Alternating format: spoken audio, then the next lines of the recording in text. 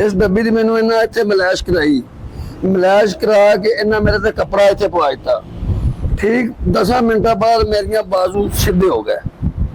ਦਰਦ ਹੋ ਰਹੀ ਸੀ, ਬਾਬੇ ਨੇ ਮੈਨੂੰ ਡੱਬੀ ਦਿੱਤੀ, ਇਹਨਾਂ ਆਖਿਆ ਵੀ ਇਹਦੀ ਮਲਾਸ਼ ਕਰਨੀ ਹੈ, ਪੱਖਾ ਨਹੀਂ ਚਲਾਣਾ, ਏਸੀ ਨਹੀਂ ਲਾਣਾ, ਇਹਦਾ ਪਸੀਨਾ ਇਹਦੇ ਵਿੱਚ ਸੁੱਕ ਜਾਏ। ਹੁਣ ਮੈਂ ਤੁਹਾਨੂੰ ਇਹ ਬੜੀ ਇੱਕ ਅਜੀਬ ਗੱਲ ਦੱਸਾਂਗਾ ਕਿ ਇਹ ਜਿਹੜਾ ਪੌਦਾ ਜਿਹੜਾ ਮੈਂ ਤਿਆਰ ਕੀਤਾ ਹੈ ਨਾ, ਇਹ ਉਸ ਪੌਦੇ ਦੀ ਹੀ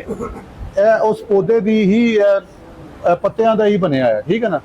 ਤੇ ਉਹਦਾ ਹੀ ਤੁਹਾਡਾ ਜਿਹੜਾ ਫਾਰਮੂਲਾ ਤੁਹਾਨੂੰ ਇਸਤੇਮਾਲ ਹੋ ਰਿਹਾ ਉਹਦਾ ਹੀ ਹੈ। ਇਹ ਬੰਦਿਆਂ ਨੂੰ ਵੀ ਫਾਇਦਾ ਦੇ ਰਿਹਾ ਤੇ ਇਹ ਜ਼ਮੀਨਾਂ ਨੂੰ ਵੀ ਫਾਇਦਾ ਦੇ ਰਿਹਾ। ਅਗਰ ਬੰਦਿਆਂ ਦੇ ਬਾਜ਼ੂ ਖੁੱਲ ਗਏ ਨੇ ਤੇ ਜ਼ਮੀਨਾਂ ਦਾ ਕੀ ਹਾਲ ਹੋਏਗਾ, ਠੀਕ ਹੈ ਨਾ। ਇਸ ਕਰਕੇ ਇਹ ਜਿਹੜੀ ਖਿਦਮਤ ਹੈ, ਇਹ ਖਿਦਮਤ ਦਾ ਮਕਸਦ ਹੀ ਹੈ ਵੇ ਸਬਜ਼ ਗੁੰਮਦ ਹੈ। ਸਬਜ਼ ਗੁੰਮਦ ਕਿਹਨਾਂ ਦਾ? ਸਾਡੇ ਨਾਨਾ ਹਜ਼ੂਰ ਦਾ, ਆਪ ਸਰਕਾਰ ਸੱਲੱਲਾਹੁ ਅਲੈहि ਵਸੱਲਮ ਦਾ, ਠੀਕ ਹੈ ਨਾ ਜੀ।